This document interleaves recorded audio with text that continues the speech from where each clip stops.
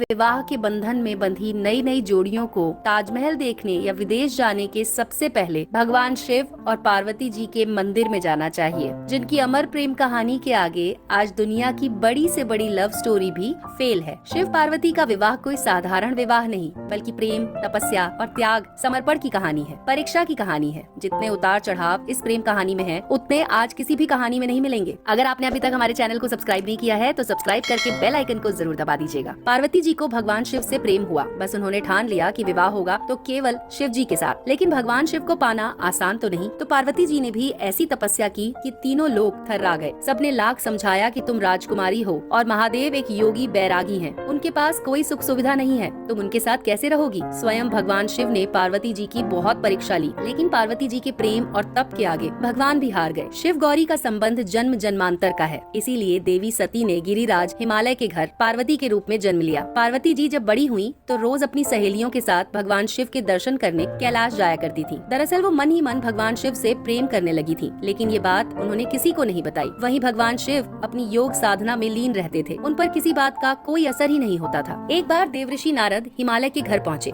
देवऋषि नारद को देखकर हिमालय ने उनका बड़े आदर से सत्कार किया और अपनी पुत्री पार्वती के दोष और विवाह के बारे में पूछा। इस पर नारद जी ने बताया कि हे हिमालय, आपकी पुत्री तो गुणों की खान है, सुंदर, सुशील और समझदार है, शक्ति का अवतार है। संसार भर में उनकी पूजा होगी और जो भी उनकी पूजा करेगा उसके लिए किसी भी तरह का सुख दुर्लभ नहीं रहेगा। संसार भर की सभी स्त्रियां पार्वती का नाम जपते हुए पतिव्रत धर्म का पालन करेंगी। पार्वती अपने पति की प्रिय होगी और उसका सुहाग अमर होगा। अपनी पुत्री की वजह से तुम्हें हमेशा यश की प्राप्ति होगी और तुम्हारा हमेशा कल्याण होगा। बातों बातों में नारद जी ने ये भी बताया कि पार्वती का विवाह भगवान शिव से होगा। ये सुनकर पार्वती जी बेहद प्रसन्न हुई, लेकिन पार्वती जी के माता पिता, सहेलियां सब चिंता में पड़ गए, क्योंकि उन सब के मन में भगवान शिव की यही छवि थी कि वो एक योगी हैं, सिर पर जटा रखते हैं, बैरागी हैं, किसी सुख सुविधा के बीच नहीं रहते, बल्कि सर्प, नाग, भूत प्रेतों से घिरे रहते हैं। नारद जी ने पार्वती जी को बताया कि शिव जी की आराधना बहुत कठिन है, लेकिन तपस्या करने से वो जल्दी प्रसन्न हो जाते हैं। उन्हें पाने के लिए पार्वती जी को कठोर तपस्या करनी होगी। नारद जी की बात सुनकर पार्वती जी ने भगवान शिव को पाने के लिए कठिन तपस्या करने की ठान ली। उन्होंने अपने माता पिता को प्रेम से समझाया, मनाया और फिर कठोर तपस्या करने वन में चली गयी।